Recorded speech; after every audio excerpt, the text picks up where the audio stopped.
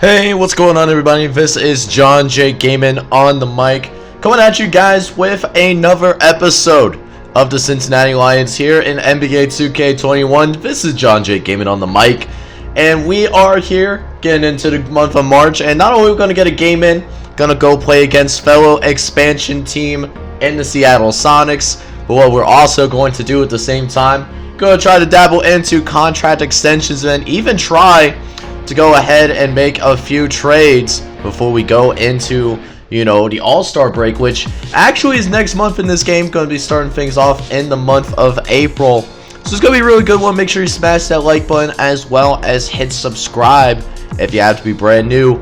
Let's go ahead and jump into the contract extensions, see what we got going on over there. So the interesting thing that we got going on over here is that a lot of our guys are on expiring deals, and since they've only been on the team for one season, for some reason that means that they're ineligible for us to try to sign. So they have to be at least 2-year deals for us to actually go ahead and try to re-sign them in the first place. But there are a few people that we could try and re-sign, but they won't let us because they're just not happy with the situation that's going on. First is Keita Bates-Diop, followed by Deonza Musa and Melvin Fraser Jr. Melvin Fraser Jr., man, he's one of those guys. He hasn't really played much at all.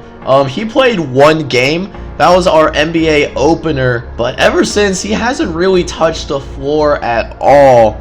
So I understand why he's not excited to be here, especially when we're not doing so great. Keita Bates-Diop, he's averaging 5.5 points per game. He doesn't want to come back either. Same thing with Deonza Musa, who's actually doing really good compared to his first couple of seasons in the NBA. Giving him a new chance to really show what he can do. And, 7.5 points, 2.5 boards per game. But, that being said, shooting 34% from the field. Doesn't want to be here either. So, for these three guys, what we're going to try and do is go ahead and put him on the trade block. See if anyone would be willing to take them, so that since they don't want to join us for next season anyways, might as well try to get some value out of it. I don't know what we'll get. If we can somehow get like second round picks or something like that, that would be pretty cool. So that's something to watch out for later on in this episode as well. Speaking of the trade market though, went ahead and start looking for, trade offers that we can do. And Keita Bates-Diop's actually, we got an interesting little deal here. Zach Collins is available, and all they're asking for is Keita Bates-Diop and Joakim Noah. Joakim, I really, do enjoy him for the most part. He's having one of his better defensive seasons in a few years, but,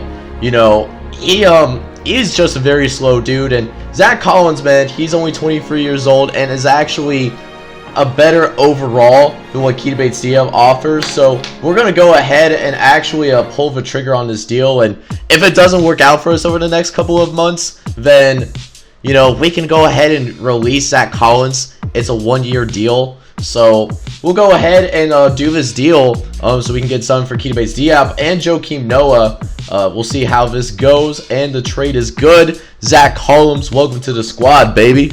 Another trade that we also ran into at the same time is this trade. Just seeing what's available for Deonza Musa. And we actually ran into this deal, which I thought was a pretty nice deal. We get Tony Bradley, who's a 76 overall, and is going to be able to step in, potentially be our starting center right away as well. The only thing is, his post defense, doesn't really replace Joakim Noah very well, but seems like an athletic dude that can, get rebounds for us, and, still has quite a bit of potential as well. Only 23 years old as well, and it also comes with a 2025 first round pick from the Utah Jazz as well.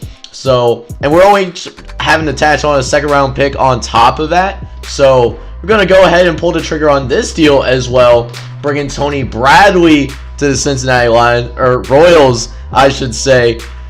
So we're going to go ahead and make this deal as well. Tony Bradley, welcome to the squad, my guy.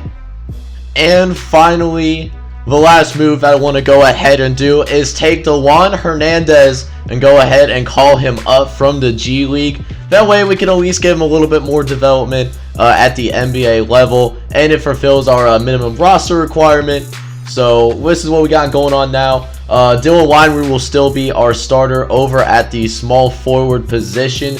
But Zach Collins should be starting for us at power forward, and then also Tony Bradley will start for us as center as well. So we'll have a new front court for the most part going into the second half of the season.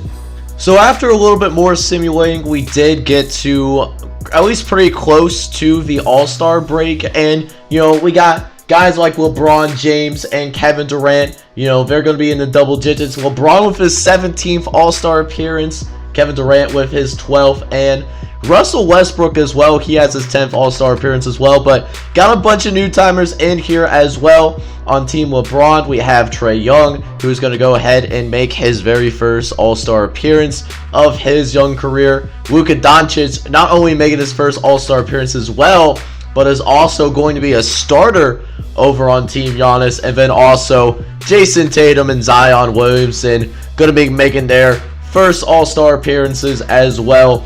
You'll love to see it.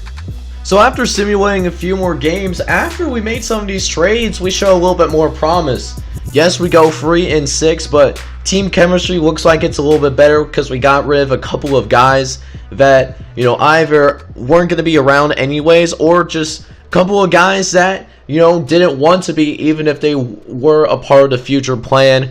And so, we're 11-40, but we're looking a lot better, and hopefully we can finish this month strong here. Going to play against the Seattle Sonics, our other expansion team that we came in the league with. Let's see if we can get it done, boys. Let's get it. And of course, this does go to say, if you are enjoying the episode so far, liking what you see, do me a favor and smash that like button, hit subscribe for me as well, as that will help try to grow this community that we got going here on the channel. Now let's go ahead and have your Cincinnati Royals host the Seattle Sonics, the expansion team representing the Western Conference. Let's get it, boys. Alright, man, so we are now officially here getting this game underway. First time these two expansion league teams, finally get the face off. And of course, Dylan Weinberg gives up an easy bucket. You gotta get up on him, man. There is simply no excuse for that right there, as that's how Seattle actually ends up with their very first bucket of this game. But we'll get ourselves on the board soon as Josh Green gets the green bean to go. And also gets the foul called on him as well, so we'll get a little and one as well.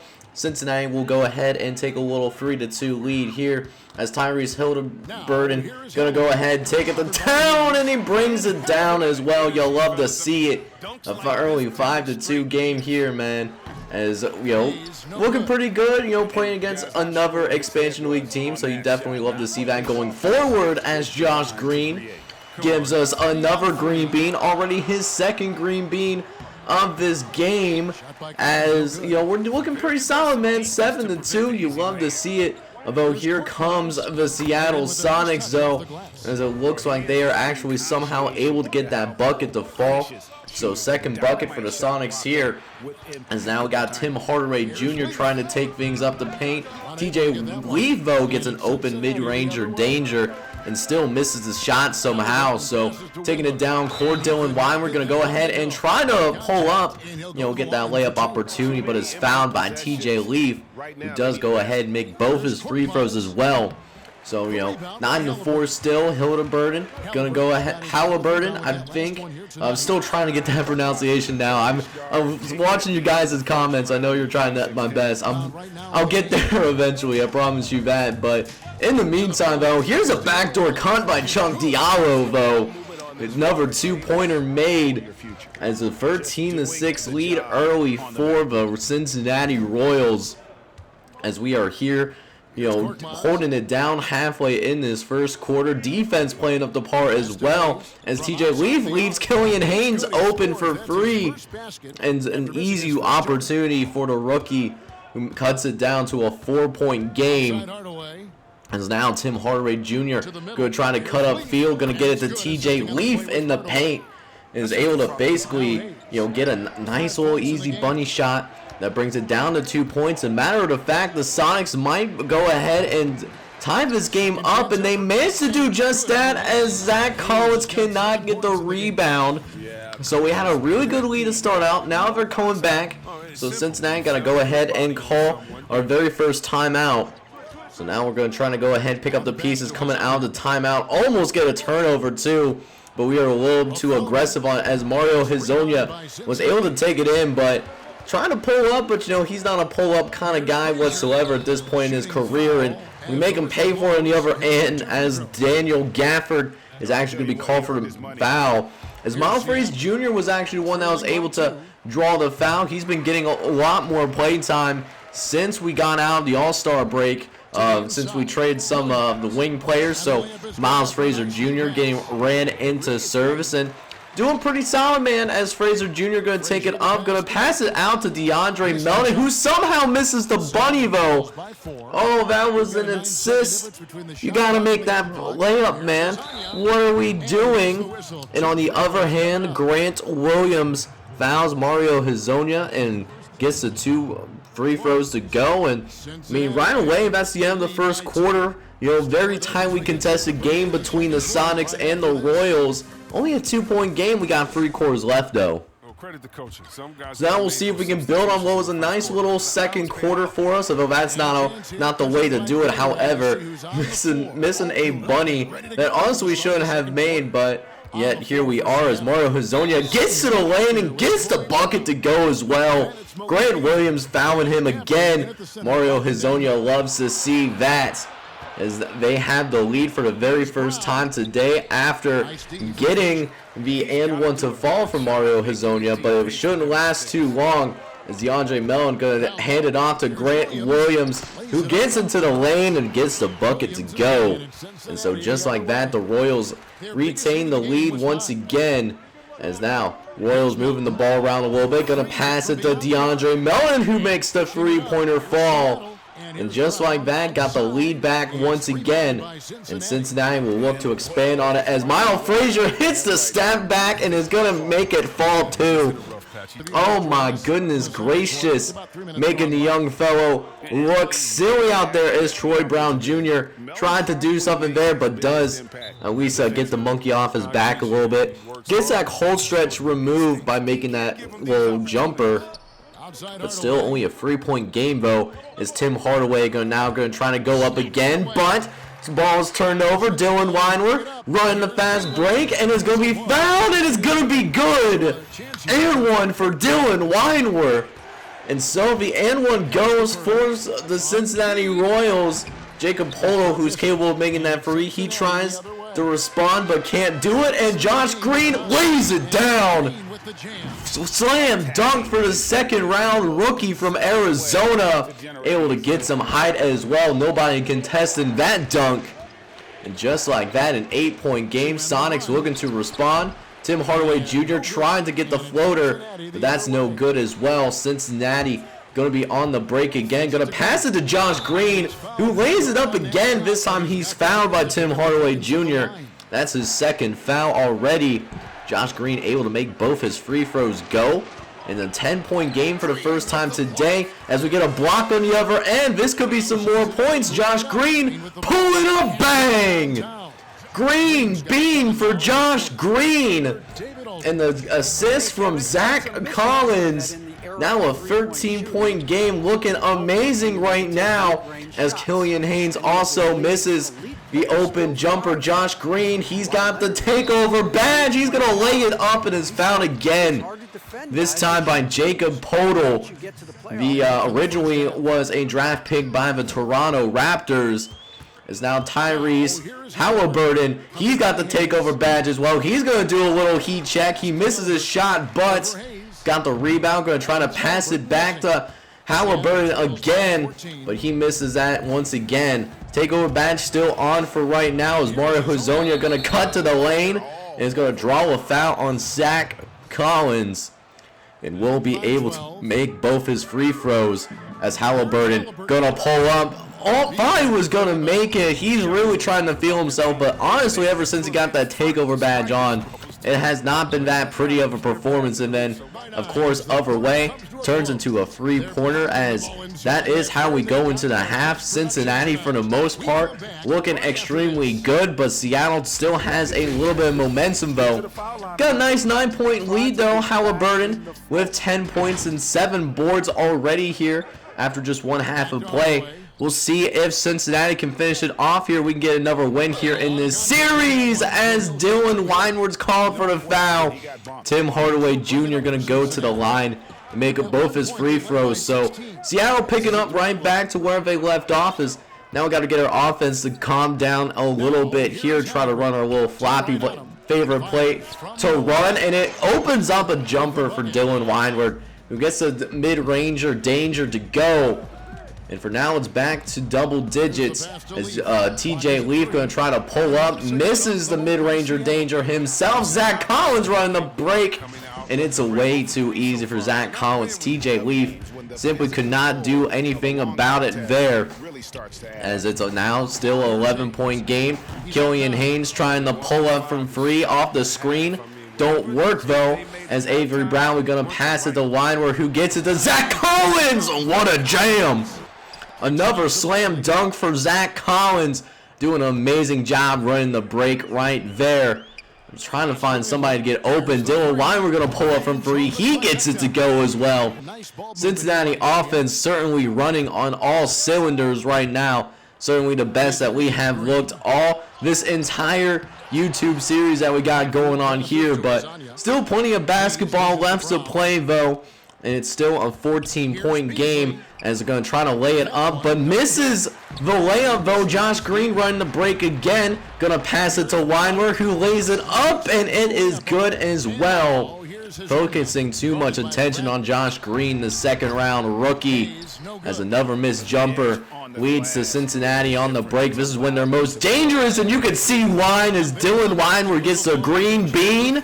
And he also gets the foul. The and one will be good as Cincinnati really opening things up here. A 19-point game as we do have a little bit of lapse on the pick and roll defense. Gafford able to run freely to the rim, but other than the occasional miscue like that, the Royals defense has been pretty solid.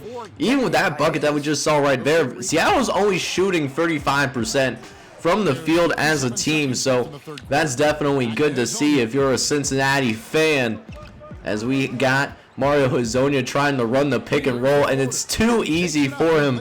Seattle making a little bit of a run here before the end of this third quarter, as it's still a 17-point game, but they're looking for some more momentum though, as they're going to try to take it into the lane and almost gets it to go, but can't quite make it happen, as Chuck Diallo going to pass it to DeAndre Melton, who gets the layup to go off the fast break.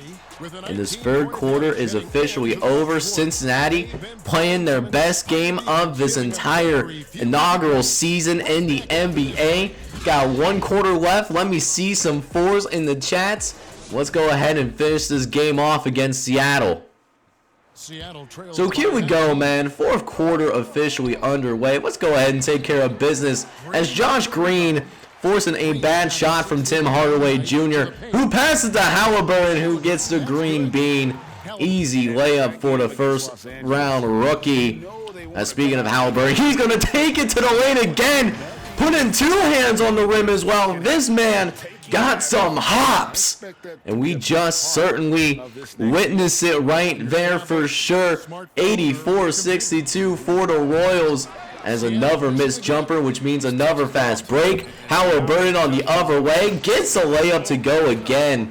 Fast break defense killing the Sonics right now, as Josh Green passing it around, got Zach Collins for free. He gets the three-pointer to fall. He's got a little bit of a free in his repertoire as well, so you certainly love to see that. And now 89-64. You want to talk about hammering the other team, that's how you do it right here, as Tony Bradley able to get the rebound off the miss. He's going to actually try to take it coast to coast, and even though he didn't make the shot, he still got fouled. You already know we're going to go to Tony Bradley a little bit. He's feeling himself. And speaking of which, there's Tony Bradley again with another rebound. This time passing it forward to Miles Fraser Jr. And we're just kind of waiting for Tony Bradley. He's actually going to ISO right now, waiting to see what these other guys are going to do, as they're going to pass it around a little bit, show a little bit more common sense. And Zach Collins only got a few more seconds left here. Zach Bradley gonna have to try to get the jumper. He finds Zach Collins the last second, and he makes the mid-ranger danger.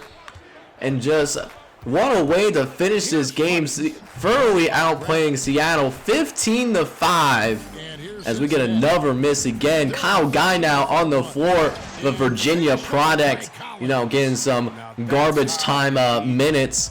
Usually don't see Kyle Guy out on the floor. At least I didn't think I would see him as much as I originally thought.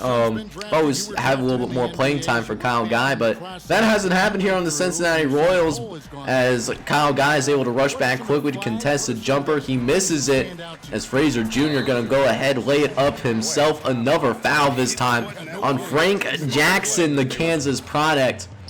Now 98-64, could get to 100 quickly, as Zach Collins tries to get triple digits for Cincinnati, but can't get the mid-ranger danger to go, as Seattle comes the other way and gets a little bit of a garbage time bucket, but that doesn't change the back. But their offense has been putrid, shooting less than 30% from the floor, and even when they get wide open lanes, they still can't get anything to fall. You want to talk about a rough day at the office. Seattle certainly experiencing it right there, as they're able to go the other way. Deontay Burden, who was actually recently called up from the G League, he's getting some garbage time minutes as well, and he gets a layup to go as on top of that, as it's now 108-75 in for the Cincinnati Royals. And Alan Surjek gonna pass it around, get it to Miles Fraser Jr. again.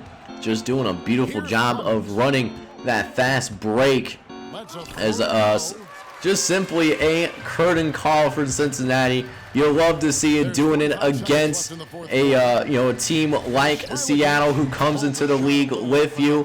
And for our first ever matchup between these two franchises, Cincinnati takes care of business with ease. We win this thing 112-75. We're going to go ahead and check out the stats for our guys, just to see how great we were as a team. So a very convincing win here, as we were able to take care of business against our fellow expansion league opponent in the Seattle Sonics. Almost said Seattle Seahawks. Just got done watching football, actually. And let's go ahead and go deeper into the stats to see what went down. And Tyler Hildeburden, or I should say Tyrese Hildeburden, I don't know why I always call him Tyler, but that's what I do. He had a phenomenal game today, though. He had 27 points off 8 rebounds and 7 assists. Also had guys like Josh Green, our second round rookie. This guy was a second rounder. He had a great game as well. 19 points, 8 rebounds, 4 assists. Linewear had 18. Zach Collins, who was a person that we acquired, he had 17 points off of 15 shots. Melvin Fraser, who usually doesn't get a lot of playing time, that changed shortly after the trade deadline. His minutes have increased significantly since we made a few trades. He had 12 points. And then Chuck Diallo, our backup center, as well, he went in. He had double-digit points as well, 6 rebounds and 4 assists, and 2 blocks as well, and doing it very efficiently as well. Definitely love seeing that. As we go ahead and check over the Sonics, and ironically, I did not expect this, but Mario Hezonja was the leading scorer for the Seattle Sonics today. The 5th overall pick from 2015, had 25 points, 6 boards and 2 steals, but you could see why it was a rough day.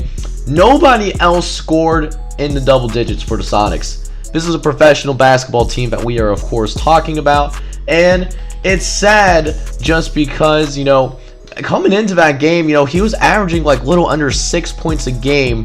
So when Mario Hezonja is your leading scorer, that's usually not a winning formula, and it showed right there, man. Granted, he did do it very efficiently. 9 for 14 from the field, 1 for 2 from the 3-point line.